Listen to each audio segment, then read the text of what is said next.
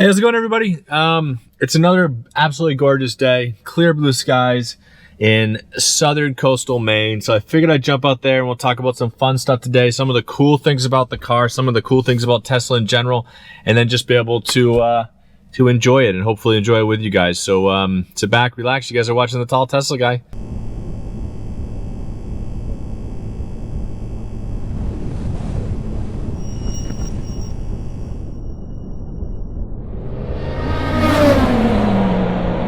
As you can see through this, number one feature of the car, in my mind, some people love it, hate it, whatever it is, this panoramic glass roof. But without it, honestly, you guys wouldn't be able to enjoy this beautiful sunny day. And this right here is a little hint. You can kind of see with the trees going by. My second favorite feature of the car is the acceleration. Gets me every time. 2 years I've been driving this vehicle, absolutely love it. But back to the roof, right? Back to the roof. It's a beautiful, just panoramic glass roof. And I know I've talked about this ad nauseum in my other videos, but I just love it. I love the way it looks. I love the way it feels. It feels like a convertible sort of with the roof. And then it's just an amazing view for my passengers. Everybody in the back comments on that. My daughter, 3 years old, still looks out the roof, looks at the stars, looks at the planes, whatever it is out there. She really enjoys it. And I just love seeing it. I love seeing it there. It makes me feel like it's open and I'm outside experiencing nature even though I'm in the car. Absolute favorite feature.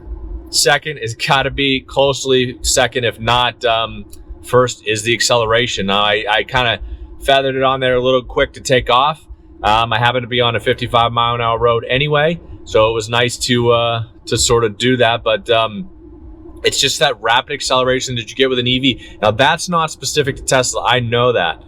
People comment on that all the time, that I know that that's an EV thing. There's no engine, pistons firing, turbo kicking in, spooling up, anything like that. It's all instant acceleration, that instant torque that you get as soon as you push that accelerator. And that's what happens with an EV. That's just an EV thing. It's with the batteries instead of an engine. However, Tesla has the fastest 0 to 60 start of any other EV out there. And I knew the Lucid Dreamliner is, they were 1 second, and then the Plaid Model S came out at 0.9 seconds. People argue that those numbers maybe aren't real world numbers, stuff like that, just like range things. But in reality, you get it in a Tesla. You don't feel it exactly the same in any other EV, but it is available in an EV, which is nice. And I love that feeling. I love that excitement that you get. Surprises my wife nearly every time I do it, but it's just a fun thing to do. Now, it does come with its drawbacks. That instant torque, that instant acceleration, you're going to churn through tires faster than you normally would. I used to get 50,000 miles or more on my gas vehicle tires.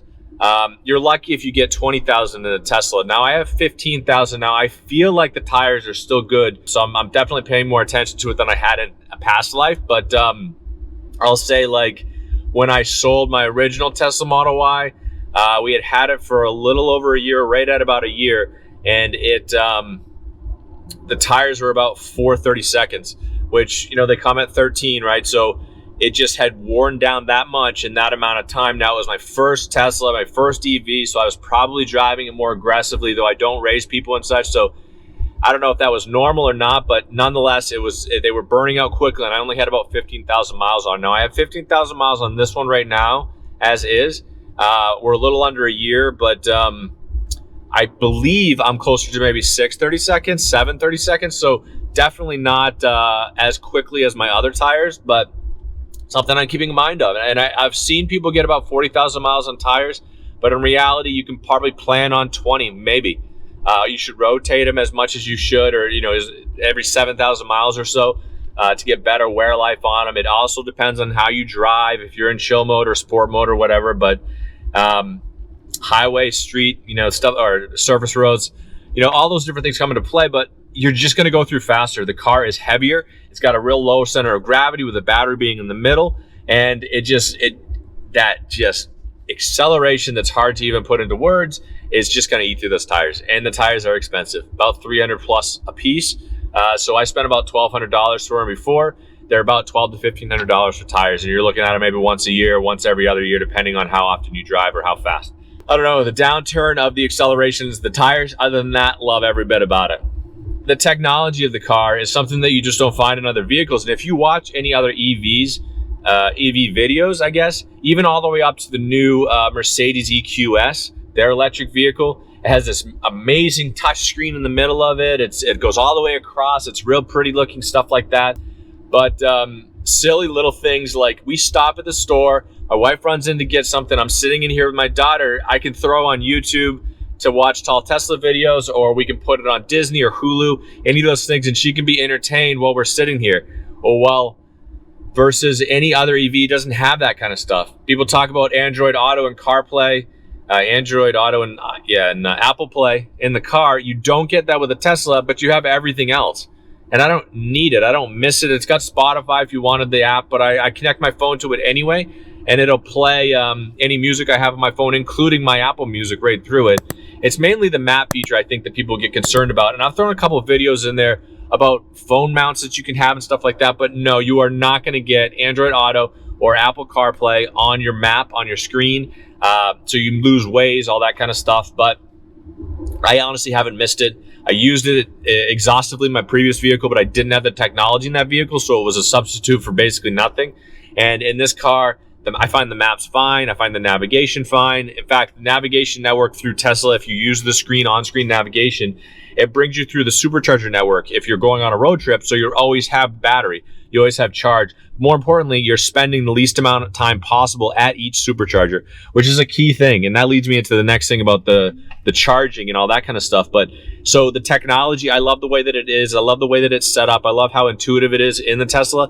But more importantly, I love the fact that you get over-the-air updates. So any of these recalls that they have with vehicles, anytime they want to change the layout of the screen, it's an automatic over-the-air update. It comes while it's sitting in my garage while I'm sleeping at night connected to Wi-Fi. That's a feature that you just don't get with other vehicles. And you talk about the range. You can't get through a video talking about an EV without talking about range. People talk about it all the time. Talk about the range. How far can you go? Even people, my friends, family that aren't used to the vehicle, when they get in there, one of the first questions they ask after I kind of launch them is, how far does it go? Right? So I'm wondering, or I'm guessing that people are constantly running out of gas, because you think about the range the same you do thinking about the gas in your vehicle, in your gas vehicle, in that there are superchargers, there's EV charging spots all over the country, in fact, globally, not as abundantly as gas stations, I understand that, but as soon as you get into the network, as soon as you start working with EVs, as soon as you start doing this kind of stuff, you'll find that they're designed and set up to be able to run between chargers. In fact, that's what Tesla set their supercharger network for, to be able to put a supercharger when you would need to charge optimally quickly to get to the next supercharger, basically. So if you were on a road trip running through California where they sort of started, you were going to make it between superchargers and only have to be there for maybe 5-10 minutes. That amount of time is what it's going to take to get you from, say, 10% up to 60%. It's only going to take about 5 minutes, maybe 10. In fact, 5 minutes even now for it if you get to a 250 kilowatt supercharger. But I can't say that I never think about it. I don't think about it as much as I thought I would. I thought I was going to be concerned about range. I thought I was going to be concerned about charging and taking it on road trips, and it's just not there. You get 330 miles of range with a Tesla, at least with the Model Y, Model 3. In fact, the Model S and X are going to be even more. They're going to be pushing over 400 once they get the 4680 battery figured out. It's going to be plus 400 miles of range, more than enough for daily commute, daily driving, and then that once a week, once a month, once a year that you actually take a long road trip. You're going to have more than you need to get there and get back. So these are just a few things that I was thinking about. I popped in the car and I thought about it this morning. I've been getting a lot of questions this week from family, friends, subscribers, viewers, talking about different things with the Tesla. I figured I'd dive into it a little bit. But let me know what you think in the comments below. I hope you guys are having a wonderful week, and I hope you're enjoying at least some of this weather. It's just super neat to see. But either way, I hope you guys have a great day, week, month so far, and moving forward. And thanks for watching, everybody. Stay safe out there.